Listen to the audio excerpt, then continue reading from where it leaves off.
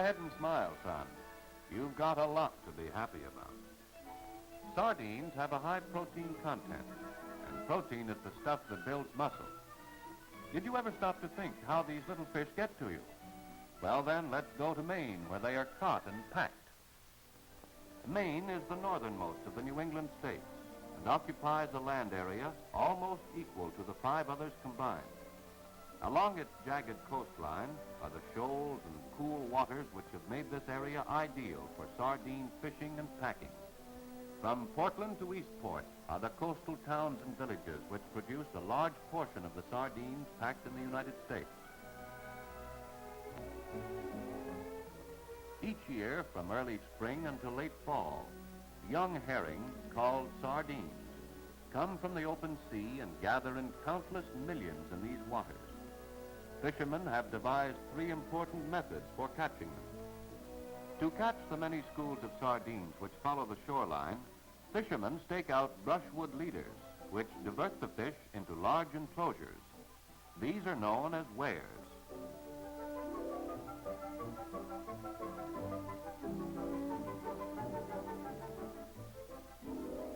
Although leaders are usually made of brushwood, the heart of the weir may be formed either of brushwood or of nets attached to stakes.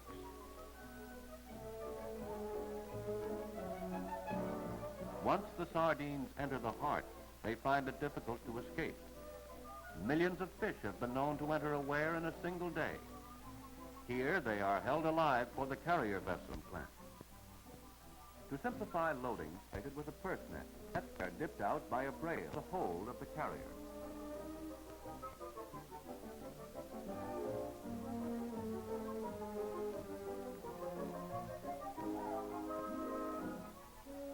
Even though the fish will be in the hold only a short time, salt is added to further ensure their flavor.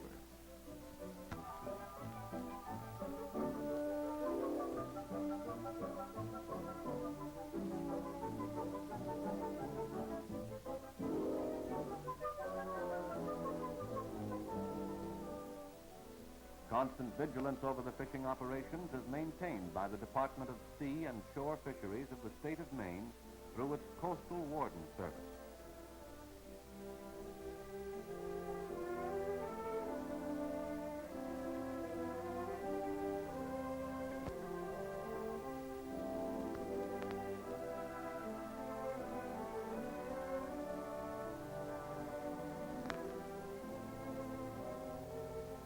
Although weirs are most generally used long and the bottom is rough, the stop seine is more practical in the quieter cove and bay areas. When fish are known to be in a cove, the long seine on shore.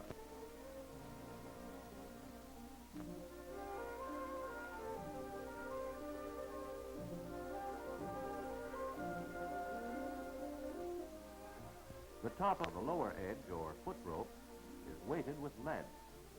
The seine makes firm contact with the bottom so that the fish.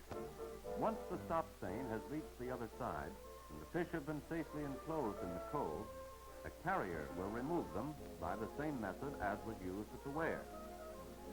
Not all sardines inhabit the shoals, for many are taken in deeper waters. To get these, the of men against the sea is reenacted hundreds of times during a season's fishing by purse seining crews.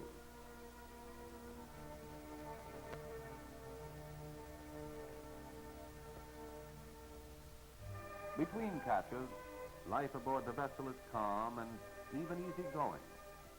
It's a time to mend a torn net or to splice a parted line. But not for the lookout. It's his job to scan the waters and be ever alert for surface signs of fish. On many vessels, an electronic instrument is used to indicate the presence of schools of fish traveling at the lower depths. But for surface fish, an experienced lookout in the mast can determine from that strange ripple of water whether the school is large enough to justify setting the purse seine. Fish off the starboard bow. But when the signal is given, the captain and the entire crew jump into action. Speed is essential to encircle the swiftly moving school of fish, and greater speed and maneuverability are obtained by using a fast, power-driven seine boat. Hardly a moment is lost in getting the boat away and setting the purse seine.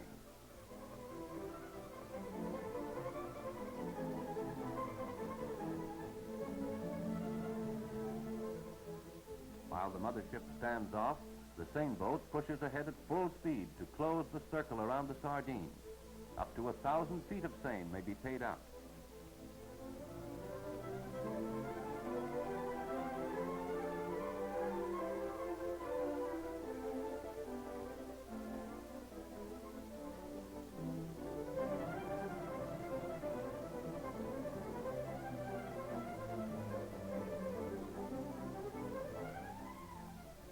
Even with the fish in circles, they can still be lost. A hand-powered winch helps the men to draw the purse lines which close the bottom of the seine.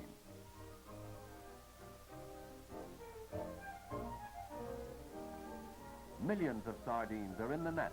The catch is a good one.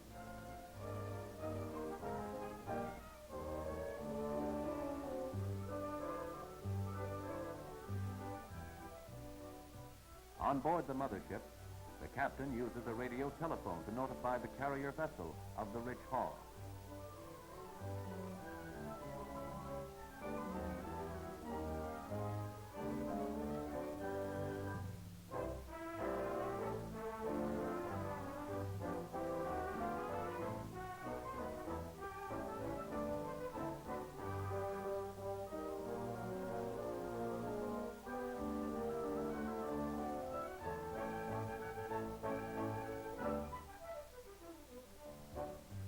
It's hard work tugging away at a net loaded with tons of fish, but it has to be done to concentrate the catch for easier loading on the carrier.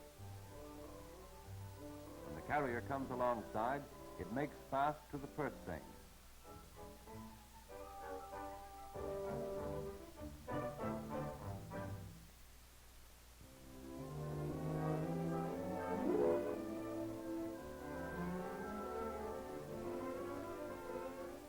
A sample of the catch is brought in for the captain's inspection.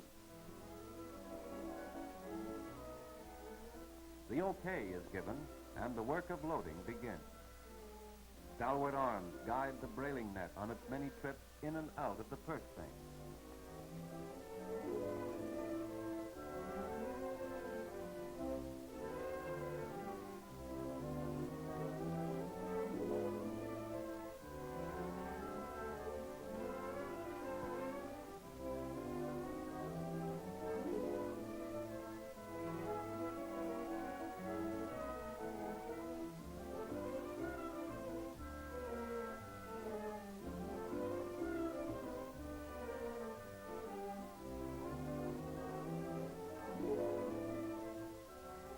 Load goes into the mechanically refrigerated hold, the fish are salted. About 200 pounds of salt are used for every ton of fish.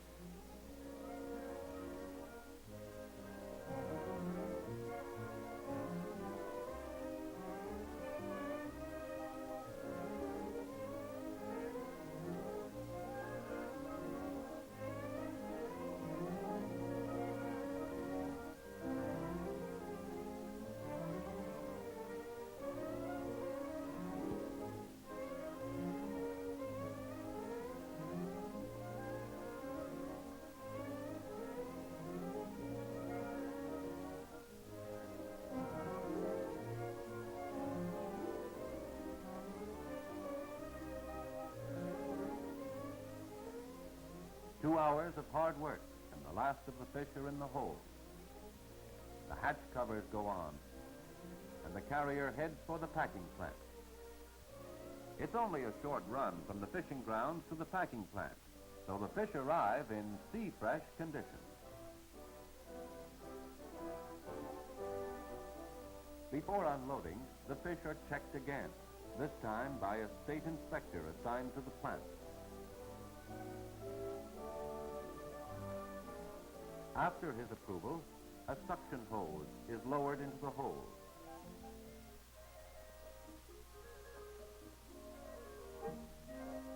Water to float the sardines is forced into the hold through another hose. Then water and fish are drawn through the suction hose, down a sluiceway, where controlled water pressure feeds the sardines into the brining tank. Here they are held until properly brined, the time depending on factors which are this operation. After brining, the fish are again sent along sluiceways, this time to the flaking machine. This machine separates the fish and deposits them on wire trays called flakes.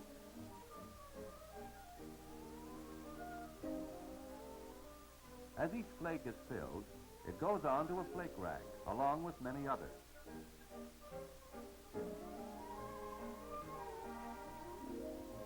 The filled racks are moved into a steam room, where they are pre-cooked for about 15 minutes. Pre-cooking and subsequent drying at high temperatures removes about 25% of the weight of the fish in evaporated moisture. The partially cooked fish are placed on conveyors, along with the empty cans into which they will be packed. The conveyor carries the fish and cans to the packing tables. Although every other aspect of the sardine industry is highly mechanized, the fish must still be placed into the cans by hand. As each sardine is packed into the can, bright side up, it is rapidly but expertly inspected. Broken or damaged fish are discarded. Only those of uniform size are packed together.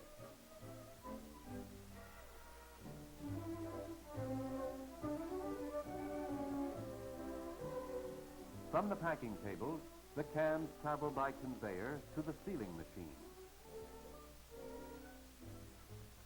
On their way, cans selected at random in the sealing amount of specially prepared cans. A moment later, a cover slips over the can and an airtight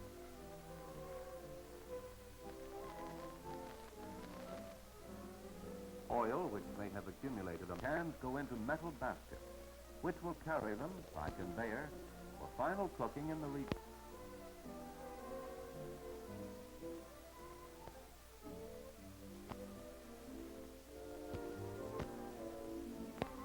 In these resorts, the canned sardines are pressure cooked in live steam for periods as long as an hour.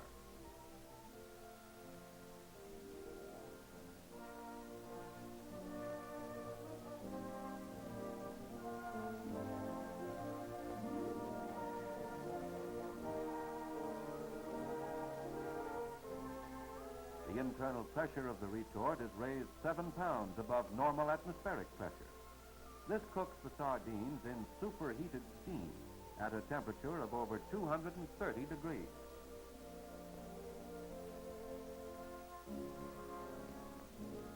Scientific control and precision processing bring the fish to the peak of their flavor.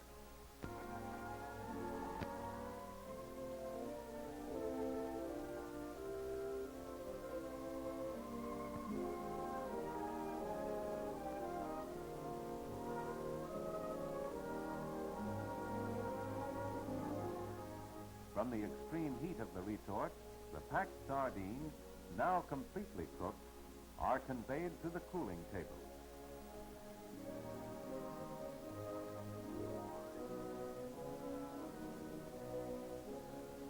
Here they join thousands of others of the same pack, and here they will remain for several hours until they cool to room temperature. As at every other stage, the product is carefully inspected. Cans selected at random receive final examination, and the contents laboratory tested before going to wrapping machines, where an extra wrapping may be added.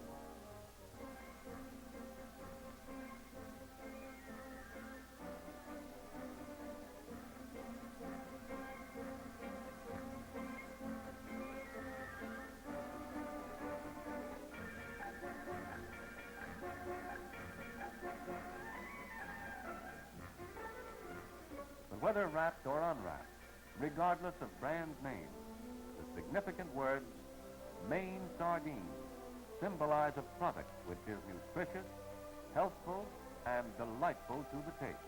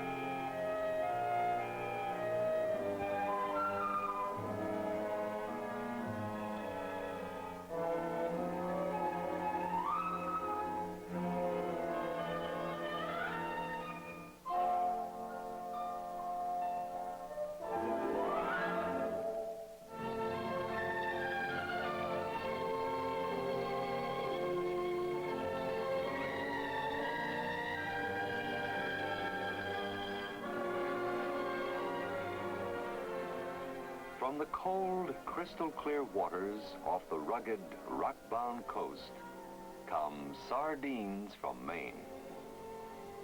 Skills acquired through generations of fishing are used to catch these tasty fish.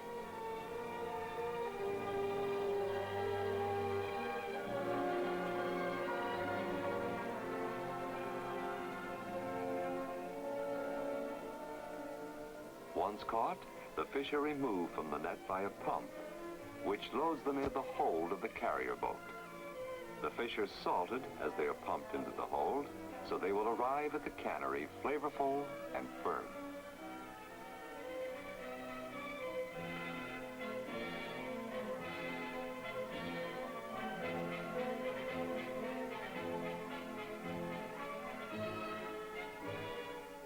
Sea fresh, the carrier takes the sardines to one of about 40 modern canneries located along the coast.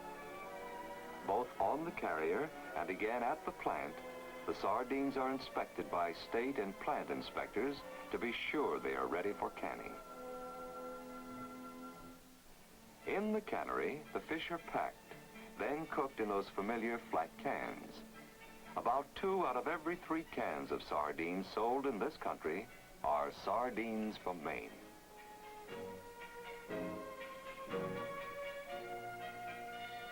Constant quality control is maintained during the canning operation. One of a variety of oils or sauces is automatically measured into each can. The oil or sauce brings out the natural flavor of the fish.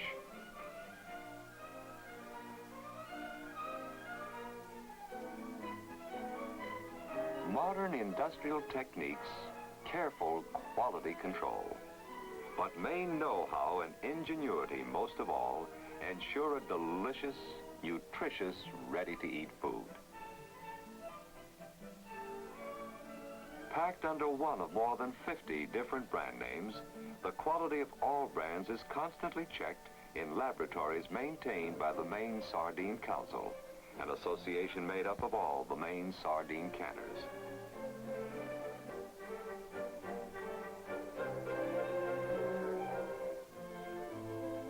The key to good health, good eating enjoyment, served right from the can, full of flavor, or dressed up a little in sandwiches, fine for serving any season of the year.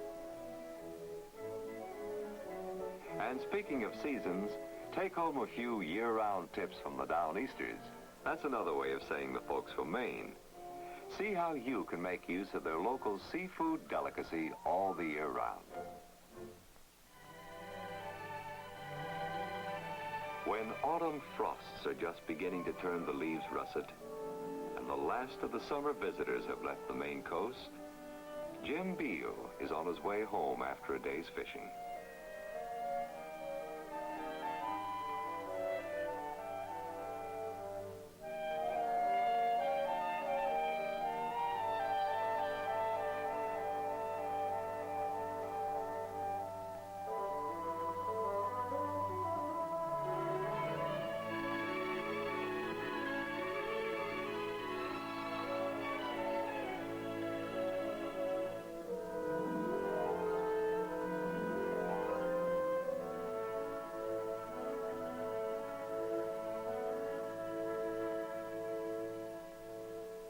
In the kitchen, Jim's wife is preparing the evening meal.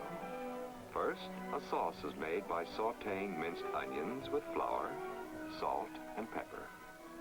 Gradually now, blend in 2 cups of milk, stirring constantly until the mixture is thickened. Add 2 teaspoonsful of Worcestershire sauce and 1 cup of grated cheese.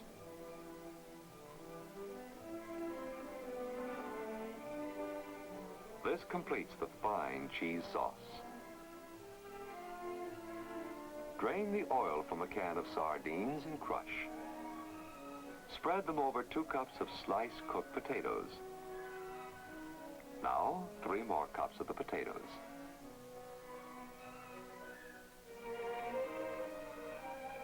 And add the cheese sauce. More drained sardines, this time whole, are arranged on top. then into a preheated moderate oven, about 350 degrees for 15 minutes. It's inexpensive, easy to prepare Maine sardines and potatoes au gratin. Normally, this recipe will serve 6 good eaters. But with the coming of winter, there's a nip in the air. And even with only 4 and a half mouths to feed, there'll be no leftovers in the Veal's refrigerator. In Maine, the winter snows fall heavy, blanketing the ground.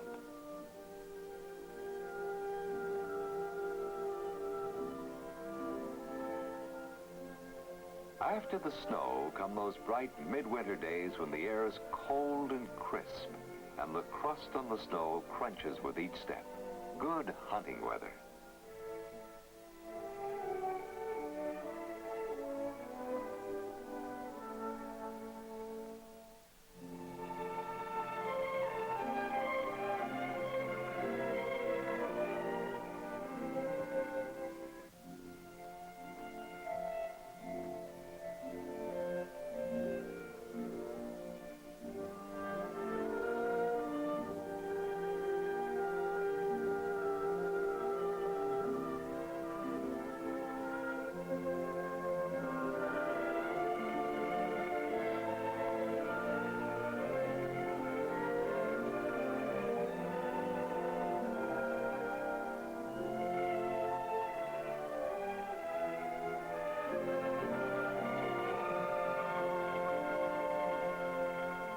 Good hunting deserves good eating.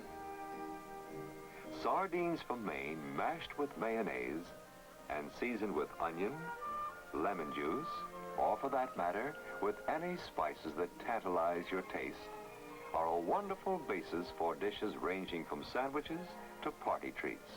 Variety is limited only by your own ingenuity.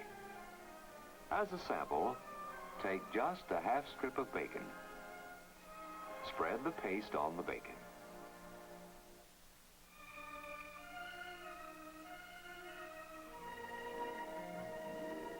Now roll up the bacon slice and fasten with a toothpick. Broil until the bacon is crisp. Serve the bacon rolls attractively.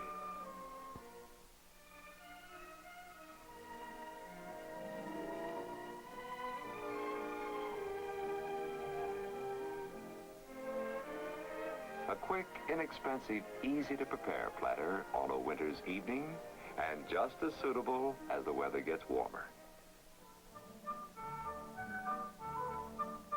The snow has melted. Red flannels have been washed, campered, and stowed away. Sardines and early summer visitors are just beginning to show up. Jane and John McDonald, on their way to school, have a new springy step to their walk. Summer vacation is almost here.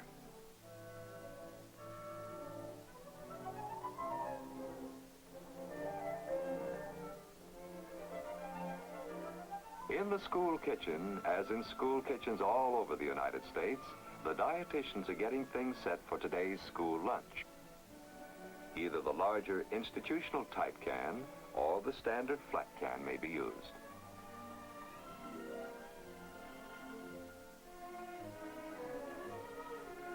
Mix shortening and mustard until a consistency is reached which permits easy spreading on slices of bread.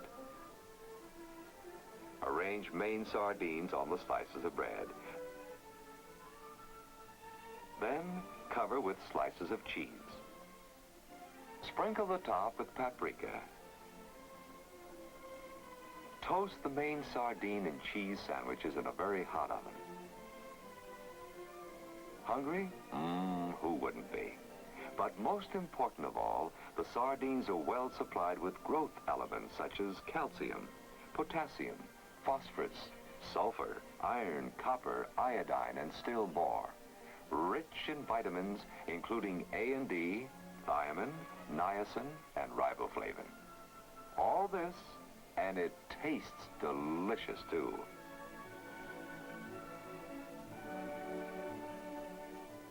Serve toasty, tasty Maine sardine and cheese sandwiches at home as well as at school. Children go for them, so do the grown-ups.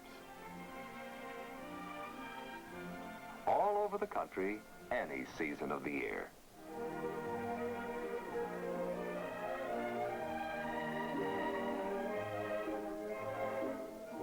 Summer's here.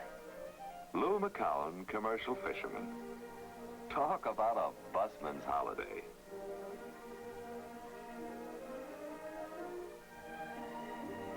Summertime is outdoor eating time, and the Downeasters have found that a can of sardines, some crackers or bread, and a drink make a good outdoor meal. Can openers, even the handy pocket knife, will open any can of sardines from Maine. Sardines and mustard sauce match the tang of the salt air, a real good combination. Come eating time, sandwiches made on the spot right from the can are crisp and tasty.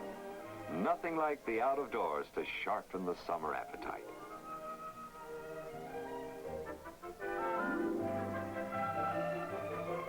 While at play or at work, sardines from Maine for people from all walks of life. Truly America's all-around seafood for all year-round use, for a light snack, or to satisfy the heartiest of appetites. Available at food stores all over the country, any season of the year. These little fish supply more protein per penny than most any other food you can buy. And remember, whether keyless or the type supplied with a key, wrapped, unwrapped, or in cartons, the closed cans don't have to be refrigerated, so you can keep a good supply on hand and in a variety of sauces, tomato, mustard, and pure vegetable oil. Take a tip from the Downeasters. Eat delicious, nutritious sardines from Maine.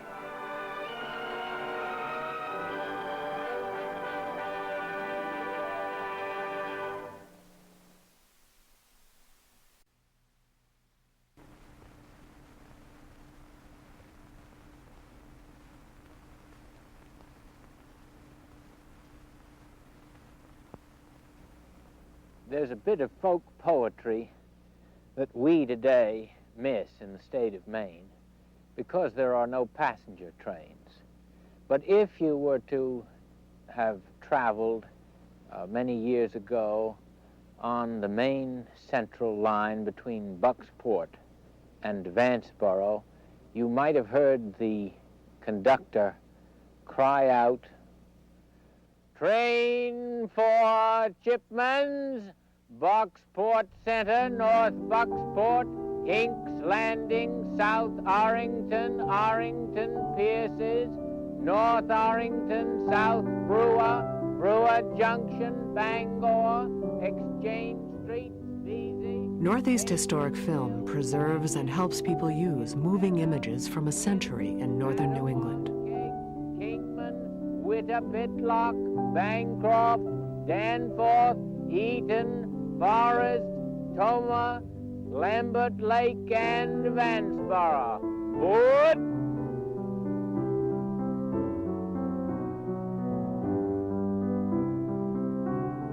We are movies of a way of life that is vanishing.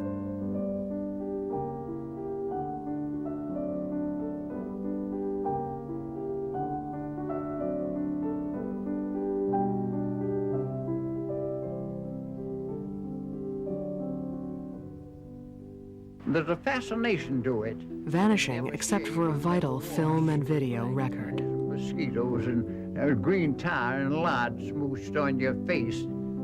Why, it was a hell of a place, but nevertheless you couldn't help but like it. Thought I had to have a pair of caulk boots or I wouldn't be a rubber driver. So I had a brand new pair of boots. They're beautiful. We tell stories about how we live and work.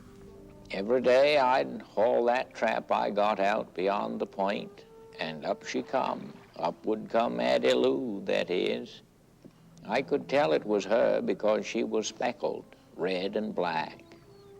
Since lobstering is a lonely business, I used to like to stick Addie Lou right up there in the bow of the skiff and talk with her. Of course, she couldn't carry on a conversation, really. But I could tell her moods by the color of her speckles. At the end of the day, when I passed by Addie's point of land, I'd give her a little nudge, and she'd drop overboard for the next day's haul.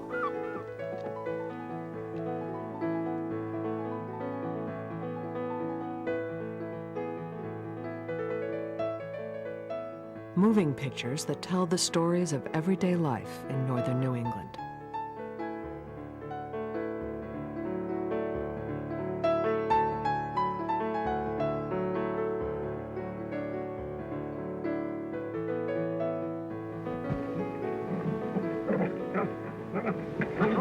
Once, our moving image heritage was scattered, unseen, in danger of disappearing forever.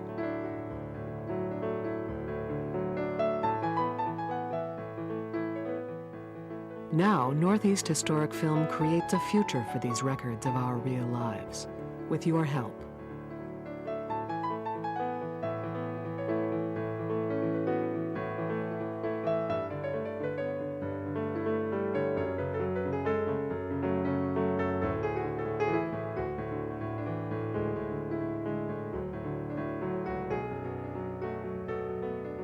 For students, for educators, for you.